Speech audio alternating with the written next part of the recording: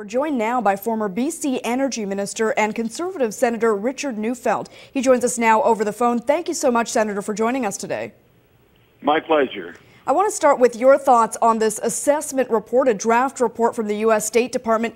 It really dispels many of the myths the environmental lobby has pushed. So, in your opinion, how significant is this in the process of getting the pipeline approved?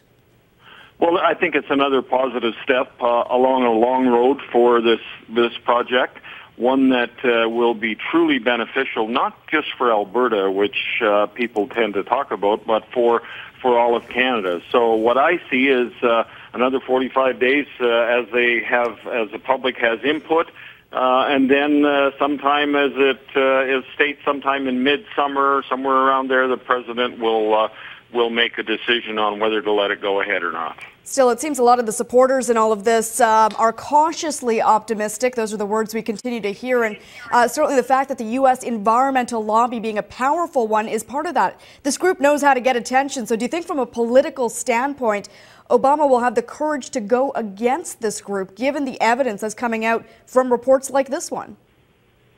Well, it certainly is a strong environmental group in the United States opposing a lot of things, many of them in Canada, interestingly enough, but to me, not a lot in the United States itself. So what it says to me is it's just a total attack on the oil sands in Canada, a product that will actually give security of supply to the U.S., instead of having to depend on Venezuela and other places for their crude, where no one knows how well they look after the environment.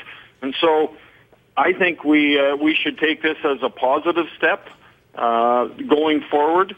And the jobs and development, although the environmentalists say there's not very many jobs, well, that's at the end of the project. There's lots through the project, thousands of them, but also in the development of the further development of the crude or the bitumen to put it in the pipe.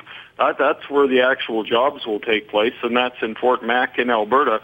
But when we look at that, that's from all across Canada. There are 737s flying on a daily basis from eastern Canada, from all over Canada into Fort McMurray. There are thousands and thousands and thousands of jobs that this will actually continue to create. Yeah, certainly, and not, as you've pointed out, just for Alberta, but all of Canada and many thousands of jobs for the United States. In all of this, though, we are seeing the lobby effort ramping up from Canadian politicians. Do you think Canada has been effective in its lobby? We have ministers, premiers, all visiting Washington to make their pitch. At the end of the day, how influential are these meetings really? Oh, I think they're very influential, and maybe we were a little bit slow off the mark in Canada. We seem to maybe don't get as aggressive as they do in the United States, and all of these things are learning things for us here in Canada, and I'm sure we'll learn from this and tend to be more aggressive. And I think we also have to be more aggressive in Canada, and to be perfectly honest, I think we have to be more forthright with citizens, that being industry and government, to let people know exactly how important fossil fuels, oil and gas, are to them, and we're going to have them and use them for a long time to come.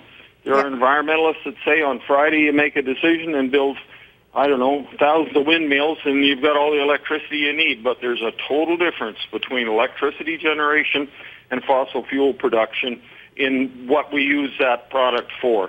And so I think it's a good lesson for all of us, and we should always learn from things that we do in the past and move forward. But I feel pretty confident.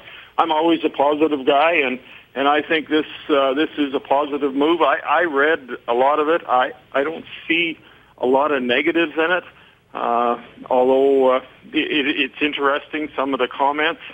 But we'll move forward, and hopefully that Mr. Obama looks, I think, seriously at security of supply. When it comes to Venezuela or Canada, who would you want as a partner for your oil that you need? Yeah, absolutely. Let's hope we focus on the fact of energy security and job creation. And certainly we can hope that we will hear more positive news about this project in the future. I want to thank you so much, Senator, for joining us today with your insight. Thank you very much for getting a hold of me, and you have a good day. All right, you too. And that was Senator Richard Neufeld live from Fort St. John, BC. Now, the Keystone XL pipeline has been in the works for a number of years, and with this latest hurdle navigated, the project is closer to becoming a reality. Here are some of the key dates in the pipeline's timeline. March 11th, 2010, Canadian regulatory approval received from the National Energy Board. January 18th, 2012, Obama administration rejected the proposal. On May 4th of 2012, a new route proposal was submitted. And January 22nd, 2013, the state of Nebraska agreed to the new route. March 1st, of course, 2013, the draft environmental review on the new route was released with positive signs for the pipeline.